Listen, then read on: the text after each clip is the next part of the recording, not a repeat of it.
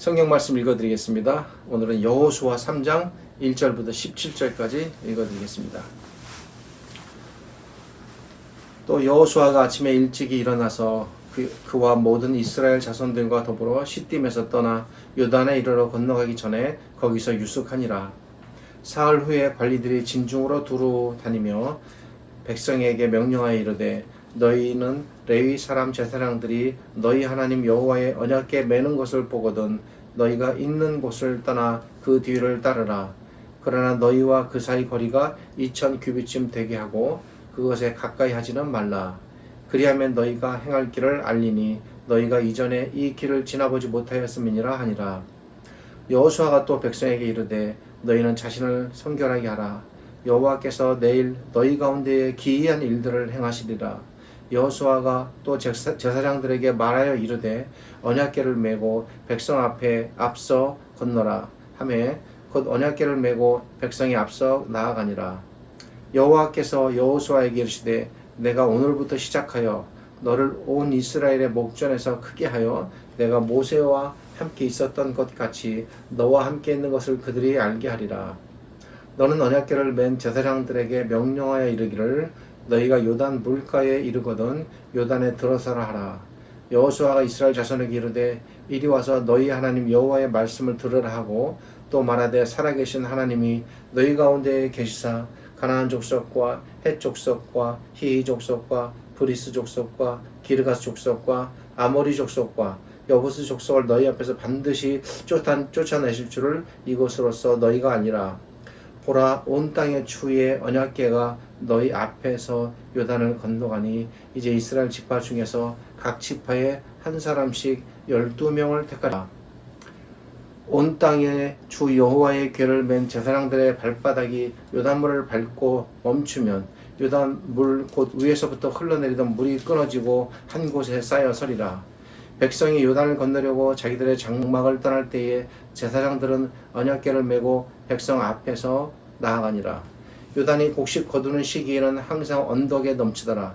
궤를 맨 자들이 요단에 이르며 궤를 맨 제사장들의 발이 물가에 잠기자 곧 위에서부터 흘러내리던 물이 그쳐서 사르단에 가까운 매우 멀리 있는 아담 성읍 변두리에 일어나 한 곳에 쌓이고 아라바의 바다 여매로 향하여 흘러가는 물은 온전히 끊어짐에 백성이 여리고 앞으로 바로 건널세. 여호와의 언약궤를 맨 제사장들은 요단 가운데 마른 땅에 굳게 섰고 그 모든 백성이 요단을 건너기를 마칠 때까지 모든 이스라엘은 그 마른 땅으로 건너갔더라. 다소 길었던 본문인데 전체가 하나의 이야기로 구성이 되어 있기 때문에 어느 한 곳을 자르기가 좀 어려웠습니다. 때는 바야 흘러 곡식이 무르익고 들판이 누렇게 되는 시기였습니다. 우리로 말하면은 9월 하순에서 10월 초 정도 되는 수확의 시기라고 볼 수 있습니다. 이 수확의 계절에 이스라엘 지역은 매년 기온이 올라가 산지에 눈이 녹아 산 아래로 흘러내렸습니다. 우리로 말하면은 따뜻한 봄날이 오는 시기가 이스라엘에게는 수확의 시기가 되었던 것입니다. 이때 요단강은 강물이 불어나 평소보다 더욱 많아지고 넘쳐 흐르게 됩니다. 이런 시기에 여호수아는 이스라엘 백성들을 이끌고 요단강을 건너겠다고 합니다. 여호수아는 시딤이라는 곳을 출발해서 이제 요단강을 건너기 전 그 앞에 유숙하고 있었습니다. 3일이 지나자 유사들이 백성들 중에 다니며 말합니다. 너희는 레위 제사장들이 여호와의 언약궤 매는 것을 보면 이곳을 떠나 2000규빗 그 뒤를 간격을 두고 좇으라. 이어서 유사들은 이스라엘 백성들이 그렇게 언약궤를 따라가면 행할 길을 알게 될 것이다. 자세한 그 이후의 내용에 대해서는 말하지 않았습니다. 여기서 행할 길이란 단순히 목적지나 길의 경로를 말하는 것이 아닙니다. 이 말은 여호와께서 친히 그들을 인도하사 그들이 나아갈 길을 인도하시겠다는 말입니다. 여호수아는 6절에서 제사장들로 하여금 언약궤를 메고 백성 앞에 가게 했습니다. 8절에서는 그들에게 말하기를 만약 요단가에 이르거든 그 요단물에 들어서라고 말합니다. 여호수아가 이렇게 말할 수 있었던 근거는 10절에 기록된 것처럼 여호와께서는 살아계신 하나님이시고 또한 그분은 이스라엘의 적들을 반드시 멸하실 분이다 라는 사실을 알았기 때문입니다. 이것이 여호수아가 제사장들에게 흐르는 물 속에 두려워 말고 발을 담그라고 말할 수 있었던 믿음의 근거였습니다. 여기서 우리는 강을 건너는 주체가 누구인지를 분명히 알아야 합니다. 분명히 하나님께서는 제사장을 비롯해서 이스라엘 백성들 전체에게 강을 건너라고 말합니다. 그러나 그럼에도 불구하고 강을 건너는 주체는 이스라엘 백성이 아닙니다. 이스라엘의 군사들도 아닙니다. 제사장들도 아닙니다. 레위인들도 아닙니다. 그렇다고 여호수아도 아닙니다. 강을 건너는 이 주체는 누구일까요? 그것은 바로 여호와 하나님이십니다. 왜 그럴까? 그것은 레위 제사장들이 강을 건너에 있어서 무엇보다도 언약궤를 메고 강을 건넌다는 이 사실에 있습니다. 언약궤를 메고 강을 건넌다.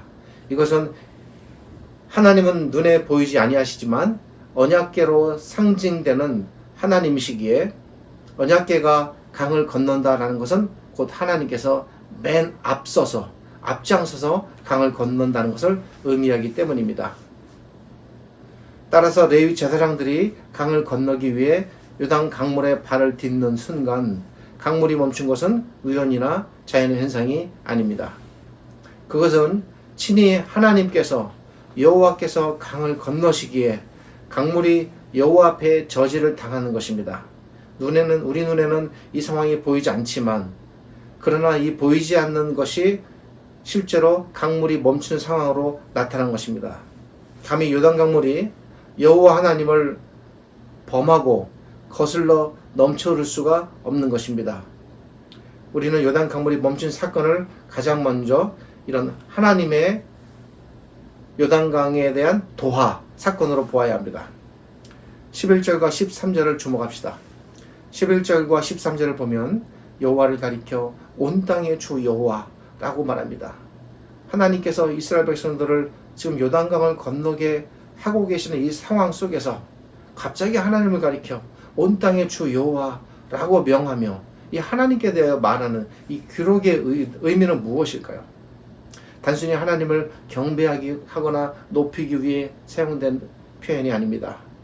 이 표현은 요단강물이 이 멈춰진 사건과 깊이 연관되어 있는 표현입니다. 이스라엘 백성들이 요단강을 건너고 있는데 갑자기 하나님을 가리켜 온 땅의 주 여호와라는 이 말이 등장했다는 것은 하나님께서 온 땅의 주인이 되신다는 것입니다. 하나님께서 온 세상을 지으신 분이시기에 온 땅의 주인이신 것은 당연합니다. 여기서 하나님께서 온 땅의 주인이 되신다는 말은 단순히 소유하고 계신다는 의미를 훨씬 넘어서는 의미입니다. 굉장히 역동적이고 동적인 의미가 이 속에 들어있습니다. 하나님께서 온 땅의 주인이시기에 자유자재로 땅을 통제하시고 조정하시고 움직일 수 있다는 의미가 들어있습니다. 그러기에 요단강물을 멈추게 하실 수 있다는 의미가 이 속에 간접적으로 들어있는 것입니다. 이런 의도로 하나님을 가리켜 온 땅의 주 여호와라고 기록자는 여기서 지금 나타내고 있는 것입니다. 하나님께서 온 땅의 주인이시기에 온 땅이 하나님의 생각과 손끝을 거스를 수 없다는 말입니다. 그 어떤 것도 하나님의 의도나 의지나 계획을 떠나 스스로 움직이거나 스스로 존재할 수 없다는 것입니다. 우리가 볼 때는 자연현상이 자연적으로 일어나는 자연의 현상같이 보이지만 적어도 여호수아의 눈으로 볼 때는 이런 모든 현상은 하나님의 의지와 생각에 따라 움직이는 그러한 것이었습니다. 한마디로 온 땅이 그분의 허락 없이 아무것도 할 수 없다는 것이 되겠습니다. 하나님께서 이렇게 온 땅을 친히 움직이시는 분이라는 사실은 당시 이스라엘 백성들에게 어떤 의미로 다가왔을까요? 그것은 하나님이 진정 온 땅의 주 여호와 하나님이시기에 요단강물이 이렇게 멈춰진 사건은 자연의 현상이나 우연이 아니구나. 이것은 하나님께서 친히 행하신 일이구나. 이런 의미로 다가온 것입니다. 요단 강물이 하나님에 의해 실제적으로 통제를 받았다는 것을 의미합니다. 요단 강물이 아무리 불어나고 그 물길이 아무리 거세도 하나님께서 온 땅을 통제하는 분이시기에 요단 강물도 이런 하나님의 통제를 벗어날 수 없었음을 그들이 보고 깨닫는 것입니다.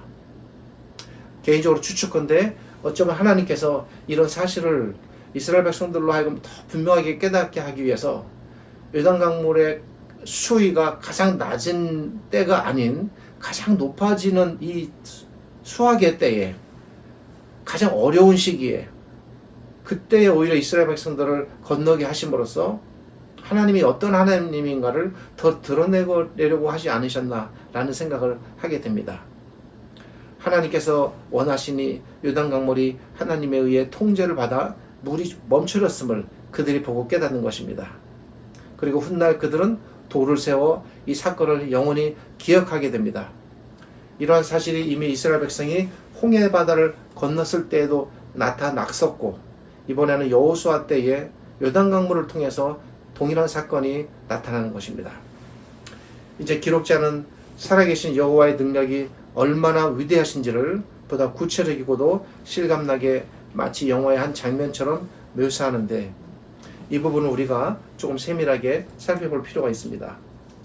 여호와께서 강물을 멈추게 하자 강물이 끊어져 쌓이기 시작했다고 16절은 말합니다. 그렇게 쌓이기 시작한 강물은 사르단 가까운 아담 성읍 변방까지 계속 쌓이게 됩니다. 그러니까 사르단과 아담 성읍 변방은 요단강의 상당히 먼 상류 지역에 속합니다.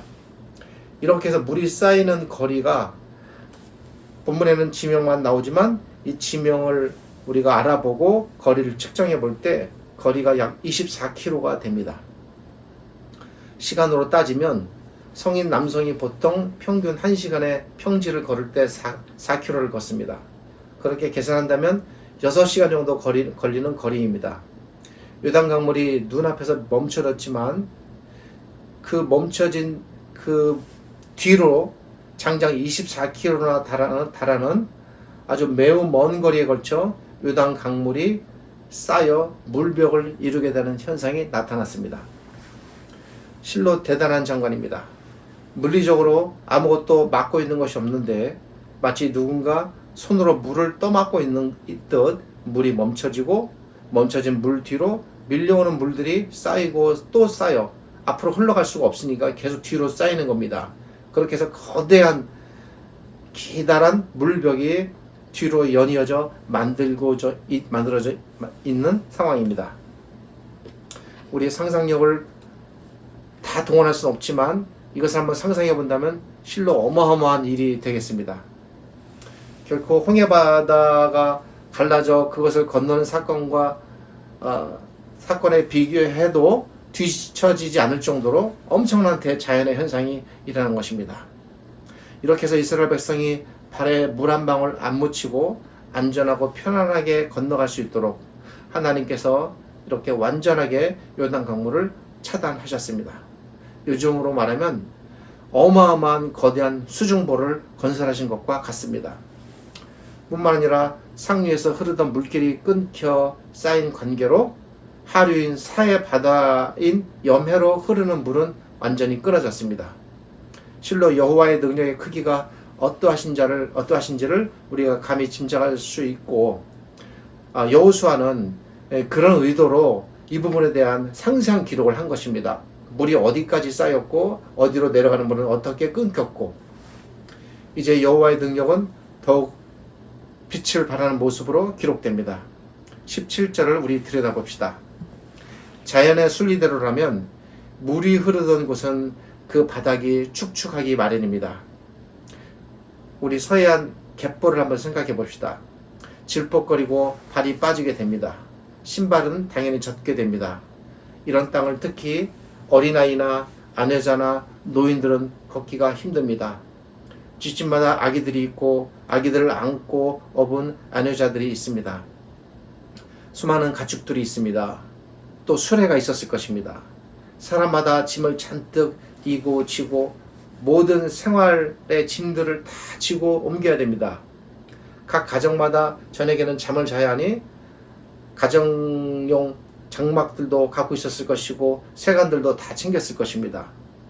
그저 소풍 가듯 가방 하나 메고 노래 부르며 가는 그런 길은 아니었습니다. 하나님께서 어찌 이들의 이러한 형편과 처지를 모르셨겠습니까? 하나님께서 얼마나 자성하시고 배려가 깊으신 분인가가 이 부분에서 드러납니다. 그래서 어쩌면 여호수아는 이 부분까지도 상세하게 기록했는지 모릅니다. 여호와께서 요단 강물이 흐르던 이 젖은 땅, 뻘과 같은 땅을 이스라엘 백성들이 건너기 좋게 마른 땅이 되게 하셨다고 말합니다. 여기서 마른 땅은 단순히 땅이 말랐다는 자연의 현상을 말하는 것은 아닙니다. 요단강 바닥은 수만 년 동안 물에 잠겼던 땅입니다. 얼마나 질퍽거리며 걷기가 힘들었겠습니까? 어쩌면 그 질퍽거림이 발목과 무릎까지 닿았을 것입니다. 도저히 사람이 그냥 걷기는 힘든 땅이었을 것입니다. 오랜 세월 동안 강물의 침투로 인해 질퍽하여 발이 푹푹 빠지는 그런 땅을 하나님께서 이스라엘 백성이 딛기 좋게 단단한 마른 땅으로 만들었다. 물기를 말리셨다라고 말하는 것입니다. 뿐만 아니라 하나님께서 물기만을 말리신 것이 아닙니다. 그 땅을 걷기 좋게 다지셨습니다. 쉽게 말하면 하나님께서 순식간에 그 질퍽거리던 겨펄과 같은 땅을 단단한 도로와 같은 땅으로 만드신 것입니다. 오늘날 도로를 내려면 어떻습니까? 특히 물이 흐르는 강을 막고 그것을 가로지르는 도로를 낸다는 것은 사실 거의 불가능에 가까운 공사입니다. 가능은 할 것입니다. 그러나 그만큼 힘든 것입니다. 다리를 놓는 것은 좀 가능하겠지만 강바닥에 도로를 낸다는 것은 더욱 어려운 일일 것입니다. 사람들이 그냥 맨 땅 위에 도로를 하나 내는데 보통 10년 이상이 걸립니다. 만약 오늘날의 기술력으로 요단 강물을 막고 그 강바닥에 도로를 낸다고 한번 생각해 보십시오. 물길을 막기 위해 먼저 보를 쌓아야 하고 흙을 실어 나르고 흙이 무너지지 않게 토목 보강 공사를 해야 합니다. 그런 다음 다시 흙을 뒤치고 다지고 콘크리트 공사를 하고 아스팔트를 깝니다. 공정이 한두 가지가 아닙니다. 최소 20년 이상 걸리는 대공사일 것입니다. 이런 어마어마한 일을 하나님께서 한순간에 이뤄내셨습니다. 우리는 매일 하나님의 능력이라고 말하며 우리의 입술로 외치지만 사실 우리는 그 하나님의 능력을 아무리 말해도 잘 모르고 말할 때가 많습니다. 그분이 실제로 얼마나 위대하시고 얼마나 엄청난 분이신지를 잘 모릅니다. 왜 그런지 아십니까? 그것은 우리가 하나님의 능력을 측량할 방법이 없기 때문입니다. 성경이 그렇게 말하니까 우리가 믿고 받아들여 고백하는 할 뿐입니다. 도무지 그분을 우리가 알 길이 없습니다. 그분이 만드신 이 땅도 우리가 다 알지 못하는데 어찌 그분의 능력을 다 알겠습니까? 다만 성경의 기록을 따라 우리가 그런가 보다 하고 인정하고 받아들일 뿐입니다. 그리고 그 자체로도 훌륭합니다. 성경은 그렇게 믿음으로 고백하라고 또한 말합니다. 요단강물이 24km 밖까지 물벽이 쌓였다는 것 자체도 도저히 이해가 안 되는 사건입니다. 자유주의 학자들은 이 부분을 어떻게 해서라도 과학적으로 설명하기 위하여 온갖 여러 가지 합리적 주장들을 합니다. 과학적으로 납득이 안 되고 이성적으로 받아들여지지 않습니다. 그런데 어찌 우리가 하나님의 능력을 감히 한다고 말할 수 있겠습니까? 적어도 기록자 여호수아는 이 사건을 실제로 보았습니다. 그도 하나님의 능력을 다 알지는 못했을 것이지만 이 사건만큼은 실제로 똑똑히 보았습니다.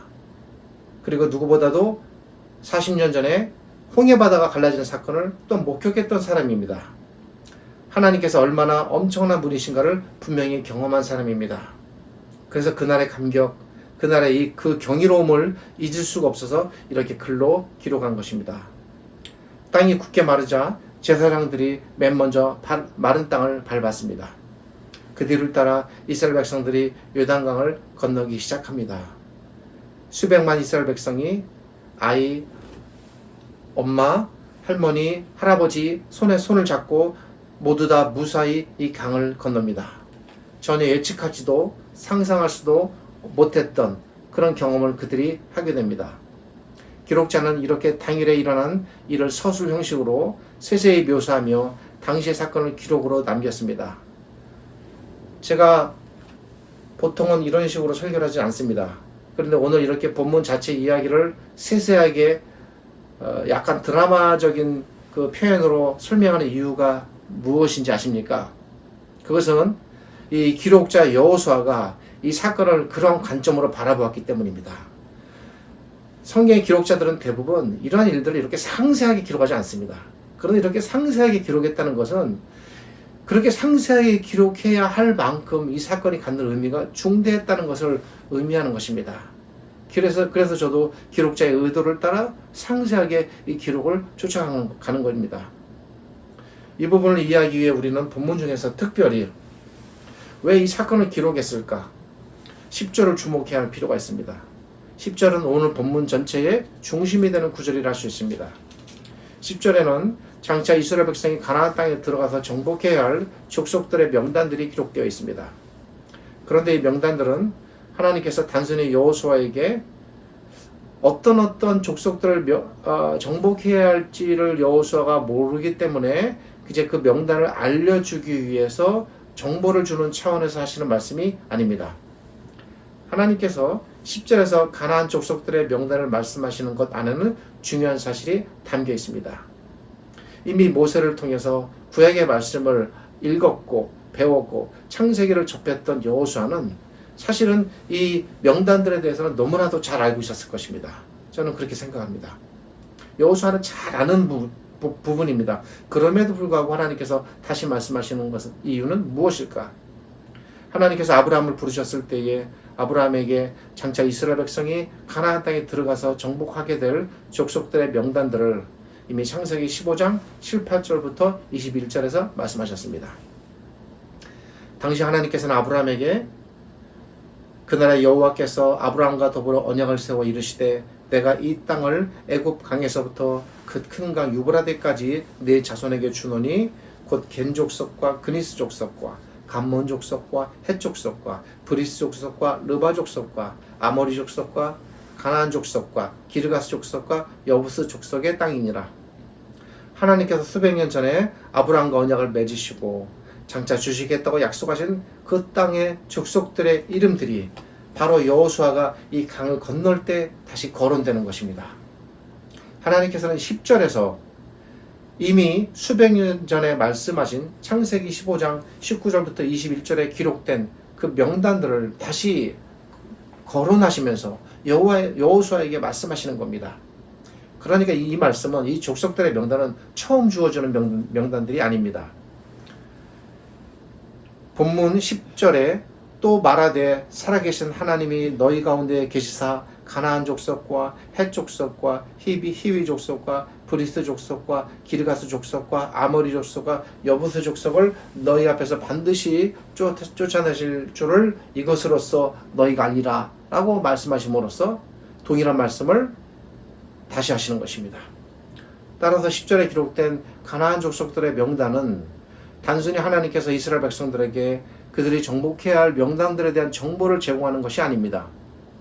이 말씀은 하나님께서 비록 수백 년이라는 세월이 흘렀지만 아브라함에게 하셨던 약속을 결코 잊으신 적이 없으셨고 이제 잊지 않으시고 이제 여호수아를 통해 그 아브라함에게 하신 약속을 이루시기 위하여 이렇게 요단강을 건너게 하는 것이다 라는 것을 알려주기 위하여 그 족속의 명단들이 다시 제시되는 겁니다. 10절에 기록된 이유는 비록 수백 년이 흘렀으나 하나님께서는 자신이 하신 약속을 결코 잊으신 적이 없으셨고 이제 그 약속의 말씀을 이루시기 위해 이스라엘 백성으로 하여금 요단강을 건너게 하신다는 사실을 알려줍니다. 10절에 기록된 이 족속들의 명단에 이런 의미가 담겨 있습니다. 여호수아 시대에 이처럼 이스라엘 백성의 요단강 도하 사건을 통해 여호와 하나님의 신실하심과 위대한 능력을 보여주신 하나님께서는 이제 우리에게 이스라엘 백성의 요단강 도하 사건보다 더 놀랍고 위대하신 죽음의 강을 건너는 사건을 우리에게 펼쳐 보이셨습니다. 구약적인 사건으로 봤을 때 하나님께서 자기 백성 전체를 이끌고 건너신 괄목할 만한 사건은 두 가지였습니다. 그것은 바로 모세를 데리고 홍해바다를 건넌 사건과, 그리고 이제 눈앞에 가나안 땅을 정복하기 위하여 여호수아를 데리고 요단강을 건너신 사건입니다. 각각의 시기와 건넌 장소는 다르지만 그 안에 담겨있는 본질적인 내용은 같습니다.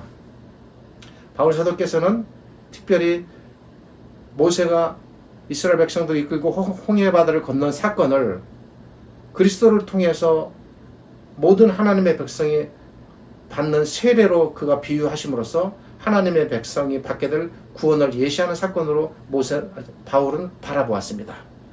이 요단강 도하 사건 안에도 역시 동일한 의미가 들어 있습니다. 그럼 이 두 개의 사건이 갖는 의미는 하나님께서 장차 그리스도를 통해서 우리 모두를 다 건너게 하실 것이다 라는 것을 이미 구약에서 보여주신 사건이 되겠습니다. 그렇게 하나님께서 보여주시는 구약의 사건을 실제로 이루셔서 그리스도를 통해서 우리 모두를 건너게 하신 사건이 있습니다. 그것은 무엇입니까? 바로 그리스도의 부활 사건입니다. 성경은 수많은 곳에서 하나님의 살아계심을 보여주지만 그리스도의 부활만큼 하나님의 살아계심을 분명히 보여주는 곳은 없습니다. 과거에 홍해바다에서 그리고 요단강에서 자기 백성을 이끄시고 건너심으로써 자신의 살아계심을 드러내시고 하나님께서 자기의 모든 백성을 반드시 구원하신다라는 사실을 보여주신 하나님께서는 그리스도를 십자가에 달려 죽게 하셨으나 그 죽음을 정복하시고 3일 만에 다시 살아나게 하시고, 그리고 그분을 첫 열매로 해서 모든 하나님의 백성들이 장차 그리스도처럼 부활하게 될 것이다라는 사실을 보여주심으로써 이처럼 하나님께서 자기 백성을 친히 구원하시는 하나님이심을 보여주십니다. 과거에 요단강을 건너신 하나님께서 그리스도를 통해 이제는 죽음의 강을 건너셨습니다. 요단강을 건넌 전 이스라엘 백성을 이끌고 가나안 땅으로 들어가신 우리의 여호와 하나님께서 우리 앞에 놓여있는 이 검고 깊은 죽음의 강을 건너 우리를 이끌고 그분의 영원한 하나님의 나라로 들어가셨습니다. 우리는 그렇게 해서 들어와 있고 앞으로도 또 들어갈 것입니다. 뿐만 아니라 부활하신 그리스도께서 성령 하나님을 통해 여전히 살아계신 하나님으로서 교회인 우리와 함께하고 계십니다. 오늘 본문은 이런 신약적인 원리를 제시하는 겁니다. 그렇다면 우리가 이런 하나님의 살아계심을 맛보는 길은 무엇일까?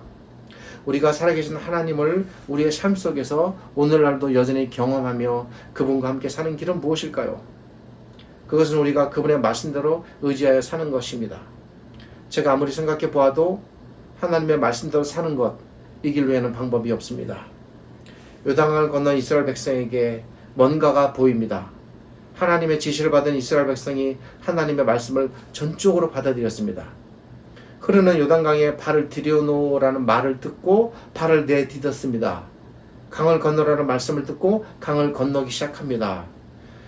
그러자 현실적으로 일어날 수 없는 일들이 하나님의 말씀에 따라 한 발 한 발 내디딜 때마다 기적처럼 그들의 눈앞에 펼쳐졌습니다. 이것은 우리에게 중요한 어떤 원리를 제시합니다. 성경은 말합니다. 여호와 하나님의 말씀과 지시를 따라갈 때 하나님께서 이끄신다는 겁니다. 하나님의 말씀의 원리입니다. 하나님의 약속을 믿고 그대로 쫓아가는 삶은 쉽지 않았습니다. 그 요단강 건널 때 그 누구가 다 두려움 없이 발을 내딛었겠습니까? 그래도 우리가 그 길을 따라 사는 것 외에는 방법이 없습니다.